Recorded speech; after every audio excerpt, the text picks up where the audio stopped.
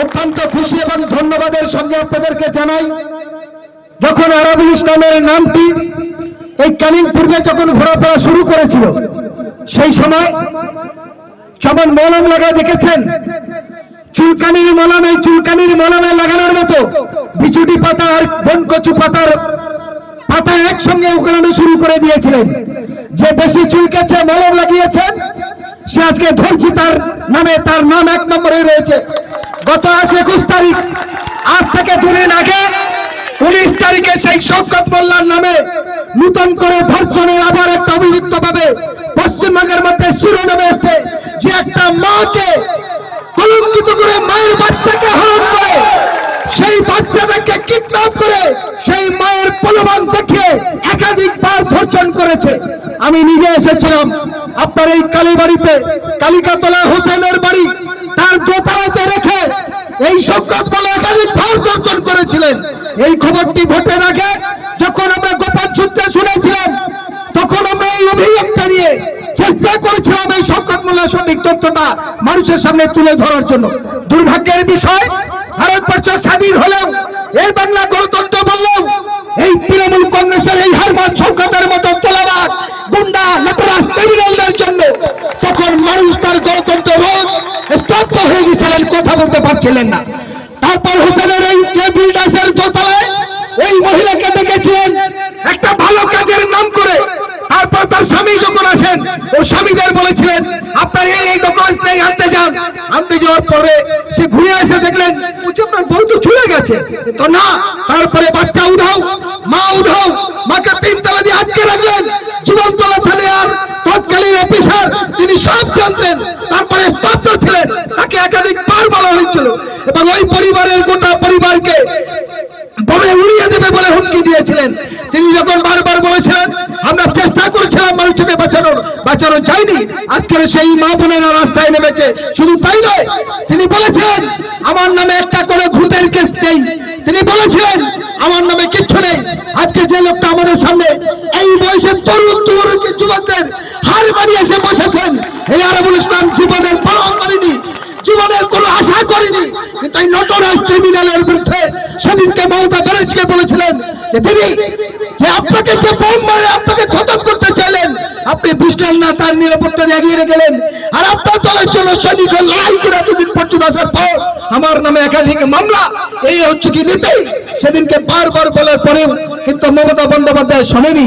আজকের সে বুঝতে পেরেছে মমতা ব্যানার্জি দল 4 তারিখে ঘোষণার পরেও গোপনে গোপনে সবার আগে সমস্ত বেঈমানগুলো যখন মমতার কাছ থেকে সরে গেছে, তার সঙ্গে শওকত মোল্লা সেদিনকে বাদ যায়নি। কিন্তু সেদিনকে দেখা করার পরেও 4 ঘন্টা পার হতে দিল না এনআইএ। পরের দিন সকালবেলা, আজ সন্ধ্যাবেলা 8টার সময় দেখা করলেন রীতিমতোর সঙ্গে। পরের দিন সকাল 7টায় এই ক্যানিং মৌখালে এসে গেল এনআইএ। ভুলে যাবে নাকি আরাবুল ইসলামের বাড়ি এনআইএ যাই? মনে রাখতে হবে ক্যানিং পূর্বের যে সমস্ত তোলাবাজগুলো ওই শওকত মোল্লার মতো ক্রিমিনালের কথা শুনে এই ক্যানিং পূর্বেকে গোটা বিভ্রান্ত করেছেন।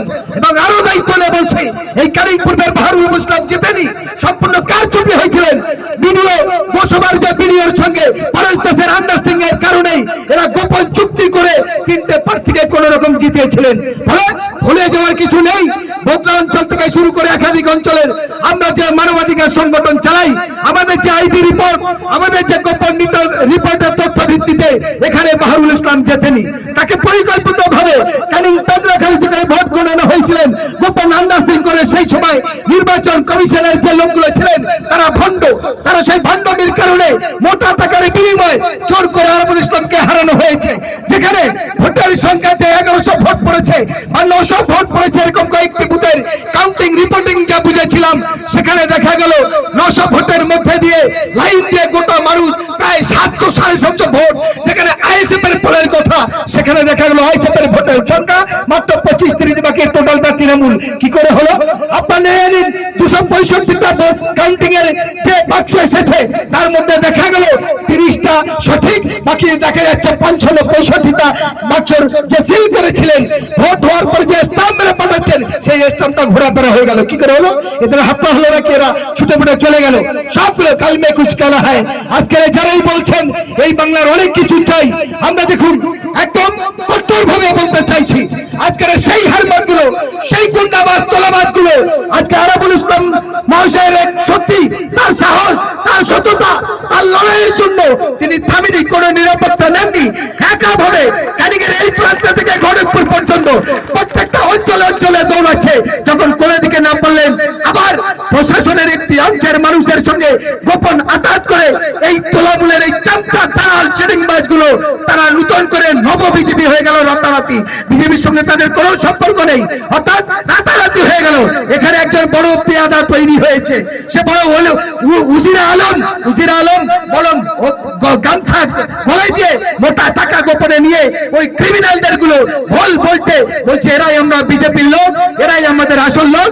গরু হত্যা বন্ধ করো, গোশ বিক্রি বন্ধ করো, তোলা বন্ধ করো বলে এবার পাল্টা কাউন্টার করে কার নামে বলতাম আরাবুল ইসলাম। আরে আরাবুল ইসলাম তো সেই ঘরের সন্তান যে বুক চিপিয়ে দিয়ে আজ ওই প্রাকৃতিক দুর্যোগে অপেক্ষা করে রুখতে পারেনি, এই মৌখালে এসে হাজির হয়েছে।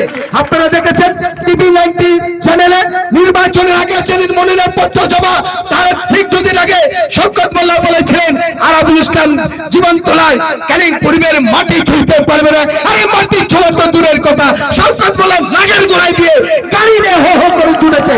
মানুষ টিভি চ্যানেলে দেখেনি, সেদিন নিশ্চিত দেখেছে। আমি আপনাদের কাছে দায়িত্ব নিয়ে বলতে পারি, মানুষ যে ভুল শুধরেছে, যে ভুল করেছে, আল্লাহ তাআলা ভগবান ঈশ্বর গড় বলে মাদ্রাসা, মসজিদ, গির্জা এবং বিভিন্ন গুরুদুয়ারা, বিভিন্ন জায়গায় অসহায় কিছু ক্ষুধার্ত মানুষ থাকে। সেই মানুষগুলোর কেউ খাবার, কেউ পয়সা, কেউ কাপড় ইত্যাদি দেয়। কেন? একটু পুণ্য, একটু স্বভাবের জন্য। আর আরাবুল ইসলাম তাই বলেছেন, যদি ক্যানিং পূর্বের মানুষ শক্ত হয়ে দাঁড়াতে পারে, যদি মনে করে আমার দেশের গণতন্ত্রকে বিপন্ন যারা করেছে, নতুন করে স্বাধীনভাবে সব মানুষ বাঁচবে, মাথা তুলে বাঁচবে, এলাকা এলাকায় সঠিক কাজ হবে, তার জন্য আমি আমার জীবন কুরবানি দিয়ে লড়ি।